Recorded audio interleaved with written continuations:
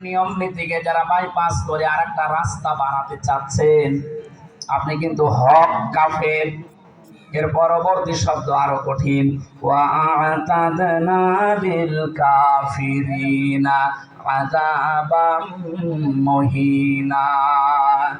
এই কাফেরদের জন্য আমি আল্লাহ ভয়ঙ্কর যন্ত্রণাদায়ক অপমানজনক শাস্তি রেডি করে রাখছি। তার বাস্তব প্রমাণ এই সাবেক অবৈধ বিচারপতি মানিক। কি অবস্থা দেখেছেন এই ধর্মনিরপেক্ষ মতবাদের ধ্বজাধারী লোকটার গলার পাতায় শুয়ে আছে। শয়তানরে এখনো পর্যন্ত হাত পা ভেঙে না দিয়ে ওইভাবে রেখে দিয়েছে। কোন কারণে? পরে আগে বানানোর মতো বানানো লাগবে। কারণ এই দেশে ইসলামের সবচাইতে বেশি ক্ষতি করার পেছনে যাদের ভূমিকা ছিল ইসলামপন্থীদের, তার ভিতরে এই লোকটা। আরো কয়েকজন মুরগি চোর আছে, কথা বলছে না কেন?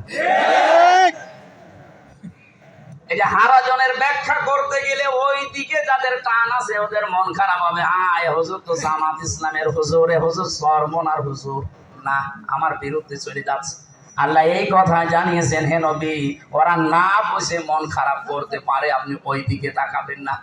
এখন আল্লাহর এই বর্ণনা করা আয়াত অনুযায়ী কি কথা বলবো না শিখে যাবো? বলেন। আল্লাহ রাব্বুল আলামিন হারাজনের পরে দিয়েছেন, হারাজম মিনহু লিতুনযিরা বিহি ওয়া যিকরা লিল মুমিনিন।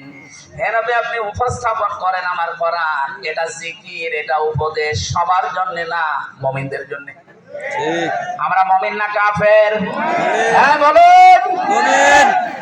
মুমিনদেরকে আল্লাহ এবারে পরবর্তী আয়াতে নির্দেশ দিচ্ছে, ইত্তাবিউ, সবাই মিলে অনুসরণ করো। সুতরাং আজ জামাত ইসলাম চরমনায় আটরশি যত দল ইসলামের নাম নিয়ে চলছে, এরা ৭৫টার উপরে, জেনারেল দলগুলো ৫৫টার উপরে, আর শুধু ইসলামের নাম নিয়ে দেশে ৭৫টার উপরে দল চলছে। এই কয়েকদিনের ভেতরে যে পরিবর্তন শুরু হয়ে গেছে, সবাইকে আমি এই মাহফিলে আহ্বান জানাচ্ছি, আপনারা এক হয়ে যান কোরআনের এই আয়াতটার দিকে তাকিয়ে। ইত্তাবিউ, আল্লাহ বলেন সবাই মিলে অনুসরণ করো। কি অনুসরণ করবেন? মা উনজিলা ইলাইকুম মির রাব্বিকুম, তোমাদের রব তোমাদেরকে যেটা দিয়েছে। আর এক বাক্যে আমরা ওটা মুখ খুলে বলতে পারি, তার নাম কোরআন। তার নাম কি? সবাই মিলে এইটা অনুসরণের কাছে আসেন। ওয়ালা তাত্তাবিউ, অনুসরণ করা যাবে না মিন দুনিহি আউলিয়া, কোন ওলি আল্লাহর। প্রশ্ন আসতে পারে, তাহলে আল্লাহ ওলিদের বিরুদ্ধে না? তাফসিরে মুফাসসির লিখেছেন, আল্লাহ পাক বেশ ভালো করে জানেন পৃথিবীতে এমন সময় আসবে আমার অনেক বান্দা আমি আল্লাহর চাইতে ওদের আব্বাকেই বড় মনে করবে। যেমন ১৫ বছর করা হয়েছিল, আল্লাহর জিকির যতটুকু না হয়েছে তার চাইতে বেশি জিকির করা হয়েছে মানুষের। কথা বলছে না কেন? আমার তো মনে মনে ধারণা হয়তো আল্লাহ